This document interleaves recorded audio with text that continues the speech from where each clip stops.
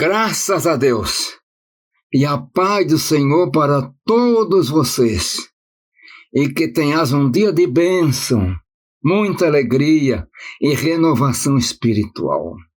Eu hoje quero falar um pouquinho sobre milagres. Então vamos ler em Atos dos Apóstolos, capítulo 16, e eu quero ler do versículo 22 até o 27. Vamos à leitura então. E a multidão se levantou unida contra eles, e os magistrados, rasgando-lhes as vestes, mandaram açoitá-los com varas. E havendo-lhes dado muitos açoites, os lançaram na prisão, mandando ao carcereiro que os guardasse com segurança, o qual, tendo recebido tal ordem, o lançou no cárcere interior. Ele segurou os pés no tronco. E perto da meia-noite, Paulo e Silas oravam e cantavam hinos a Deus, e os outros presos os escutavam. E de repente sobreveio um tão grande terremoto, que os alicerces do cárcere se moveram, e logo se abriram todas as portas, e foram soltas as prisões de todo. Meus irmãos, eu vou até o 26. A palavra de Deus, a obra de Deus é poderosa. Acontece às vezes certas coisas que nós não entendemos. E vamos analisar dentro de um sentido. Paulo quis ir para Mísia, o Senhor não deixou. Quis ir para Bitínia, o Senhor não deixou. Então eles entenderam que tinham que aguardar. Eles foram para Troades. E à noite tiveram uma visão. Aquele jovem, passa a Macedônia e ajuda-nos. Então Paulo entendeu que o Espírito Santo estava levando eles, dirigindo eles para Filipos. E foram para Filipos. E chegaram lá, Paulo aproveitou. Tinha um local onde as mulheres se reuniam para fazer oração na beira de um rio, devia ser um tipo de uma grama, árvore, não sei como é. E Paulo foi lá. E Paulo pregou. Se entregou a primeira mulher ali, que era Lídia. Paulo batizou. E daqui a pouco, Paulo ficou alguns dias em Filipos. Mas sabe o que aconteceu? Demônio de adivinhação. Já quero aproveitar um pouquinho. Tem crente que vai fazer a fezinha, né? No jogo, na loteria, meus irmãos. Isso não compete ao crente. E tinha uma moça que ela tinha sobre ela um demônio de adivinhação. E ela adivinhava e dava muito lucro para os seus patrões, porque ela era escrava. E foi por várias vezes. E Paulo não gostou muito disso, não. E chegou e repreendeu. Porque ela dizia, esses homens que vos pegam, me ensinam a salvação, são servos do Deus vivo. O crente não precisa do testemunho do demônio, meus irmãos.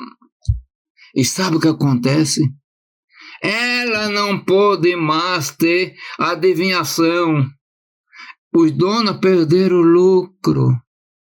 E aí fizeram aquele barulhão, levaram Paulo e Silas para os magistrados, juízes lá, e deram uma surra de vara.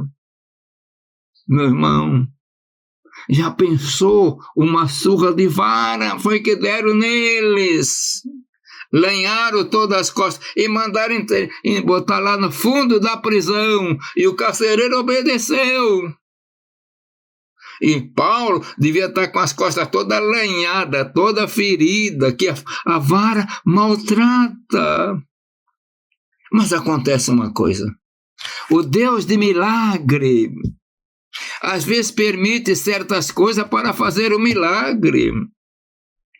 Se ele não tivesse levado uma surra de vara e não tivesse sido colocado na prisão, não tinha dado este milagre em Filipos, meus irmãos.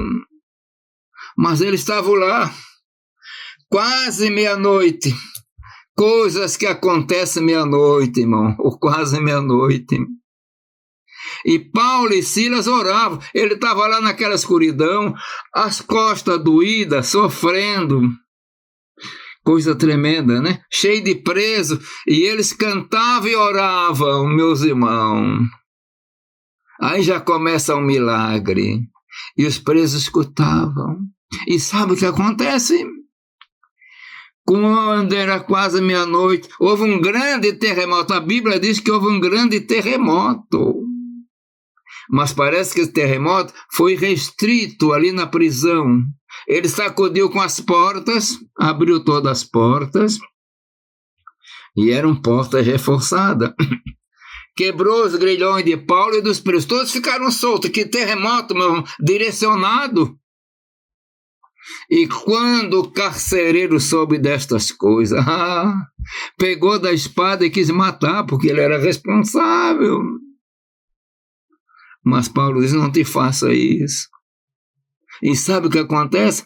O carcereiro começou a ser salvo.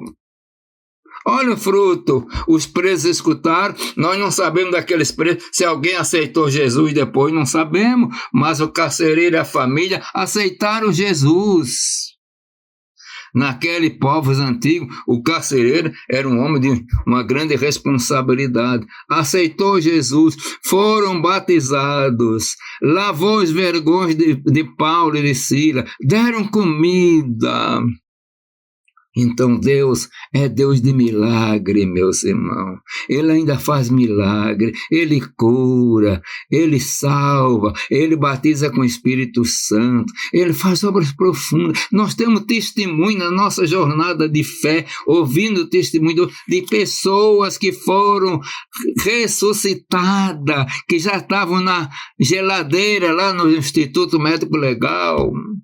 Não é conversa fiada, mas isso a mídia não toca, não tem interesse para tocar. Jesus é o mesmo, continua. Você que está me ouvindo, você está servindo a Jesus? Então você está servindo um Deus de milagre, o Deus bendito, o Deus eterno, o Deus de milagre. Ele não perdeu o poder, Ele é o mesmo, ontem, hoje, eternamente. Se fosse ouvir a história de missões pelo mundo, meus irmãos, quantos testemunhos poderosos, quantas prisões se abriram, isso é um milagre, quantas pessoas condenadas a morrer pela enfermidade e foram curadas. É o Deus de milagre, é o Deus que nós servimos, é o Deus eterno, é o Deus de todo poder. Portanto, meu irmão, minha irmã, creia nos milagres. Agora, é claro, você está enfermo. Hoje nós temos a condição da medicina. Não é pecado, não. Vai lá. Mas de repente tem uma doença que a medicina não dá jeito. E aí o crente vai começar a orar. O Deus de milagre, às vezes entra nos hospitais. Estão aqueles doentes. Terminal.